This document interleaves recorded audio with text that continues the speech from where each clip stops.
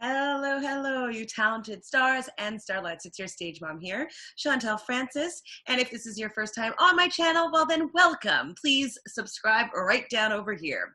So this channel is all about finding new ways, new tools, new perspectives on how to level up in our entertainment careers. So whether that be from you're an artist, performer, some sort of creative, this channel is meant for you. But also if you are stumbling onto this channel, I believe that there are no accidents, so there's definitely going to be a takeaway or a message in here for you. So today is Motivation Monday, and with that, I wanted just to talk a little bit about motivation itself. Now, we can go really, really deep into it, but I kind of wanted just to touch on the outward, perspective about motivation. So there's two main types of motivation. Obviously, there's going to be other subcategories, but we're just going to basically talk about the two main ones. The first being intrinsic or internal. The second being extrinsic or external.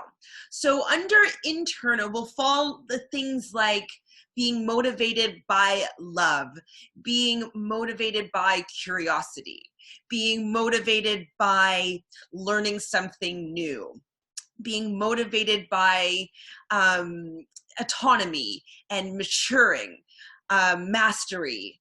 This is kind of internal reasons why you would be motivated to do something.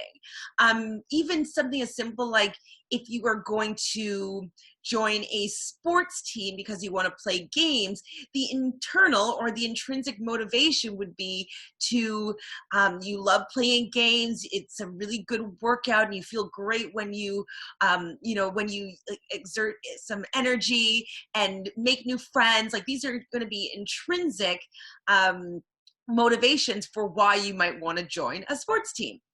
But then you have extrinsic or external motivations, and those are going to be more so things like fear of failure, fear in itself.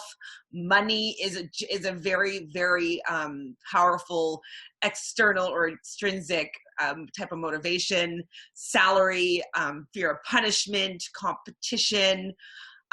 These are all extrinsic. And I've kind of been making a face about it. I wouldn't say that they are bad, but they kind of are motivated by something that's going to be tangible. And so what I find when I look at something that's going to be tangible, there seems to be a desperation and like a timeline and it's like a sense of your ego is going to be devalued without the completion of this task, or your intention not being met, or you've not seen the results going in your favor for something. So with these joining a sports team kind of analogy, it would be to win and to get a championship, and you're motivated because you want to get the championship ring and you want to have the notoriety and the status. So it seems for the most part that the main difference is, one is for just internally, you're motivated by things that are, you could take it or leave it, but it's something that like you enjoy the feeling of the process. It's about working through it, and in itself, that is the reward. When extrinsic, the reward is something generally tangible, something that you can see, and it seems as though the act of getting this reward in the external is something that is going to affect your ego. So just on the the surface level, I'd say intrinsic is internal, and it's motivated by, just honest, integrity feelings, and the other one is motivated by the ego, or not wanting the ego to experience heartache or disappointment. For another example, an intrinsic motivation for love or a relationship would be, enjoying that person's company and, loving, looking at them and engaging in conversation and that energy and that the fireworks between you and just having a companion and someone to do all the things that you love with, this is going to be an intrinsic motivation. This is like something coming from within you that's going to inspire you to move towards this relationship.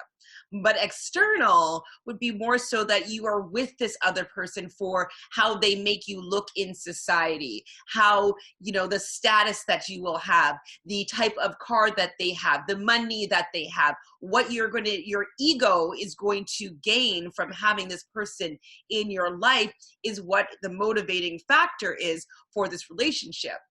So yes, they're both going to be very, very powerful, but for the most part, I'd say it's not sustainable.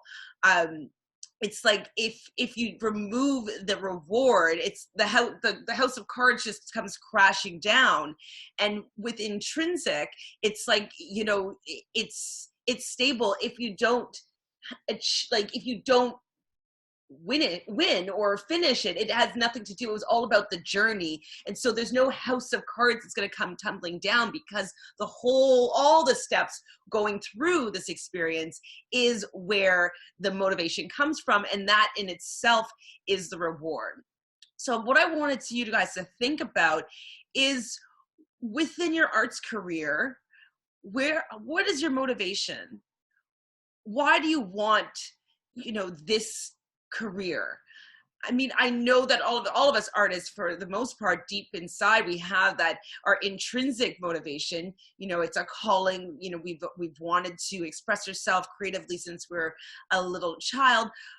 But is it possible that now that we've grown up and we are adults living in this three-dimensional reality, that our internal or intrinsic motivation, yes, it's still there deep down, but it's kind of overshadowed by the extrinsic motivation? So getting fame, you know, people knowing that you're doing good work, people knowing that you're out there, that you are successful in this career, especially because everybody's always saying that, why would you choose such a difficult career? So having that success, that's the reward, is that people are going to know that you have done well, that you are talented, that you can be successful in this career.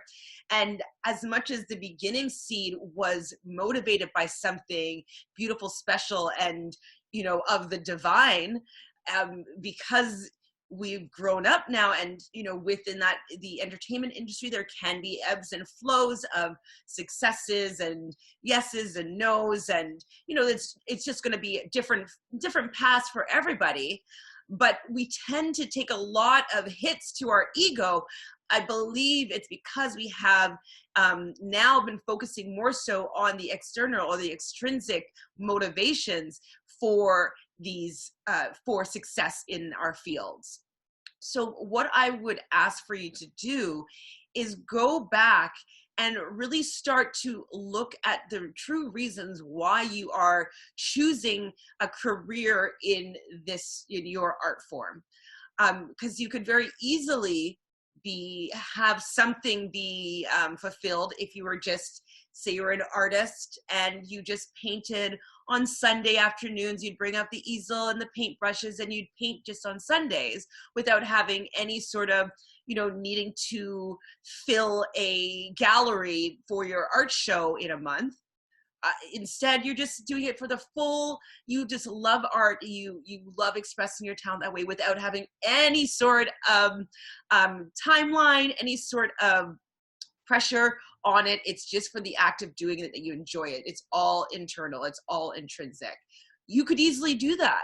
Why is it that you would choose to have this as a career choice? And is it now been clouded by external motivations? And have you lost the soul purpose, the intrinsic purpose, the intrinsic motivations that it had originally gave you this idea that you wanted to do this? So, you know that if you were going to never get paid any money and never get any sort of success whatsoever, what you would be doing with your life, but you had like all the money in the world, what would that be?